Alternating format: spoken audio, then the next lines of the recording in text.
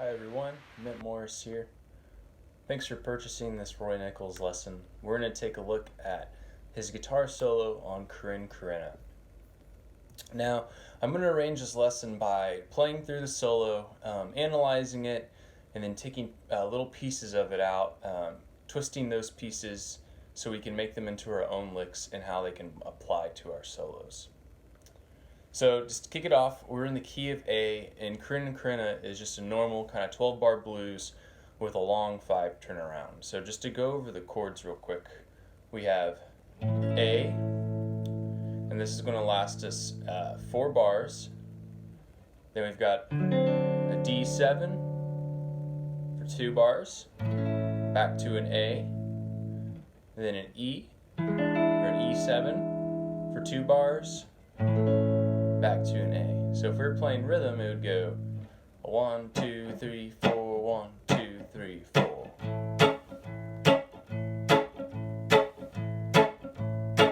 To the D7, back to the A. Now to the E7, back to the A. Alright, so quite frequently throughout these series I'll refer to the chords in numbers. So this is just a 1, 4, and 5. It refers to the major scale. So if we're in the key of A is the 1, and then we count up to D, so A, B, C, D. D is the 4, and then E is the 5. So it's just a basic 1, 4, 5 chord change.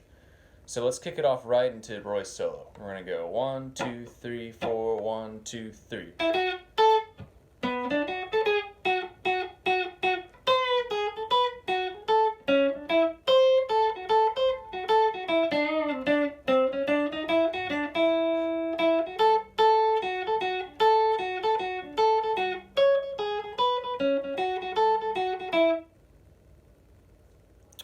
Alright, so right off the bat, Roy sets up his solo. We're playing out of this E shape here in the key of A, and we're going. So what this is just playing the 5, the 6, and then the 1 of the chord. So E, F sharp, A. Now here's when he starts to get really sneaky, just right off the bat. We come up and play a B minor arpeggio.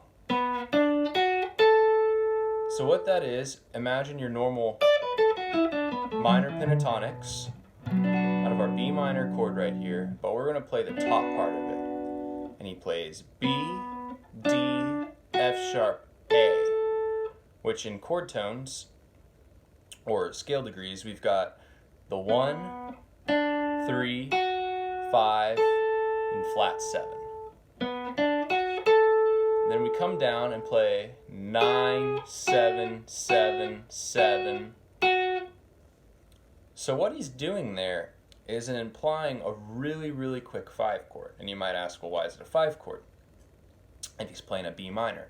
Well, we've got to go another level deep. So if we look at a 5 chord, an E7, and we compare it to a B minor, really all the notes are quite similar. In an E7 we've got E, G sharp, D, E, and then in a B minor we have B, A, D, F sharp. So already we have 2 of the same notes, a B and a D.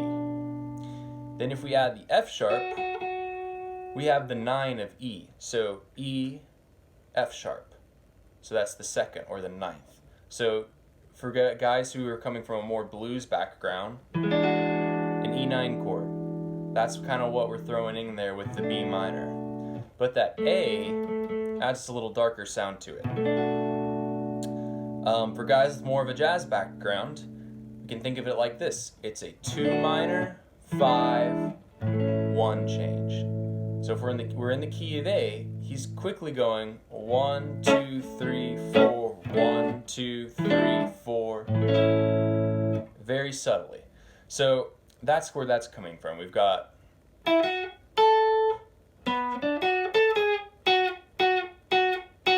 we're just hanging on the 13 there, or the 6, depending on how you want to label it. of the A. And that's just a Western swing tone to imply the sixth a lot over major chords. Our next little line here, we're coming up on the last part of the A before we switch to a D, and we've got, this is a very Roy Nichols idea to do, where we're just bending our 9, and I'm bending it a half step. So it's a pre-bend, release, and we go 4, 5, 7, or major 7, 1, 9. We're kind of creating a little sequence here, or a pattern, where we come and then we drop down to the 13, or the F sharp, or the 6, however you want to say it again. And walking back up to the A, so it's, and then we're coming down to our 3 right here, the C sharp, and walking up to the 5th, so C sharp, D, E. So it's a very Roy Nichols thing to do, a little like scale approach, where we're just messing around with the major scale and going. And you can take that and keep going with that. We'll talk about that a little later. So we've got,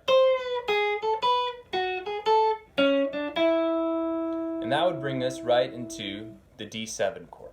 So just a recap of the A chords, we've got 1, 2, 3.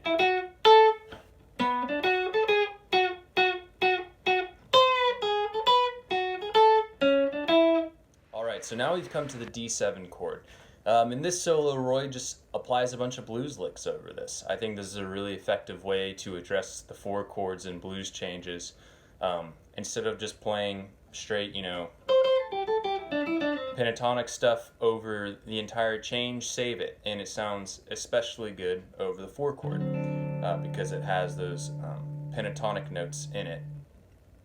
And some of just the more bluer sounding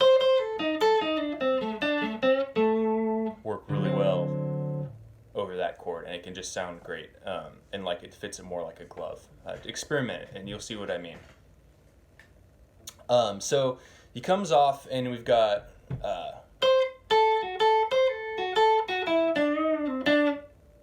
so what we're doing here, we're just playing out of our A pentatonics here. So we've got our C, A, F sharp.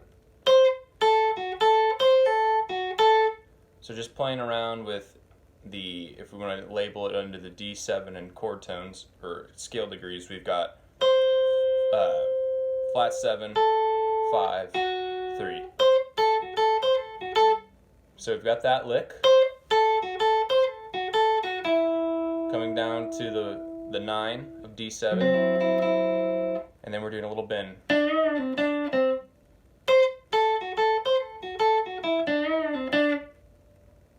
Just pretty simple blues licks. And then we come back to the A and we go, and that's a total Roy lick. He would always go that part and then throw some major in there. We're just bouncing between the 5, 13 or 6, the 3, and the 5. So it's just a blues lick going C, C sharp, D, E flat or D sharp, E. So if we play the whole thing back to back with the D7 stuff, it sounds really nice where we go.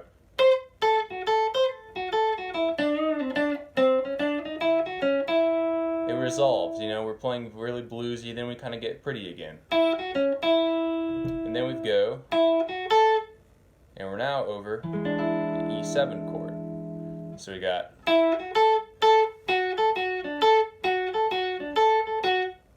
now to harken back to what I was talking about earlier with the B minor using as a substitution for the E7, it's essentially what he's doing here, except he's playing it out of a D major triad. Not to be too confusing, but if we look at a D major triad, it has all the same notes as a B minor 7 chord, excluding the B. It has a D, an F sharp, and an A. So he's just highlighting those notes. out of that kind of D chord shape, but over the E7. So there's a little cool sound there, you know.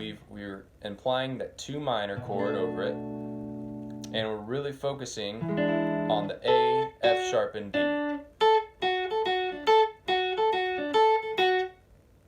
And I'm going to talk here a little more about how to find that substitution and all your keys and quick ways of getting there in a few minutes.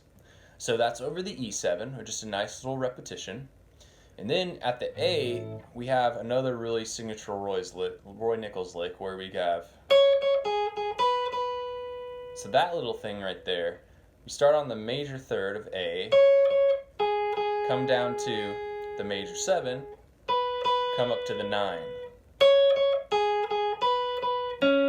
Now we come back to the third here, an octave lower. And then we're coming up to the 6. 1, 6, 5.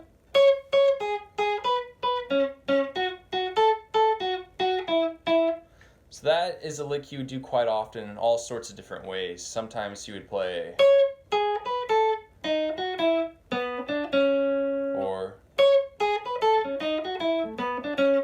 or any kind of stuff like that is a very Roy Nichols sound. And essentially all that is your target notes are the chord tones, A, E, and C sharp, or 1, 5, and 3. And you're just playing below and above them with different approach notes in the scale. So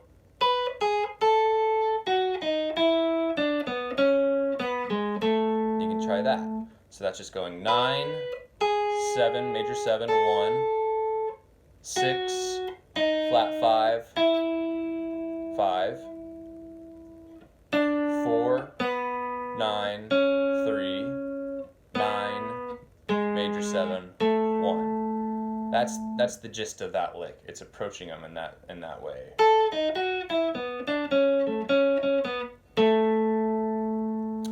So those are all the main parts of his solos, and it's his exact solo. And now we're going to start talking about what we can do with those licks and how we can put them into our own playing.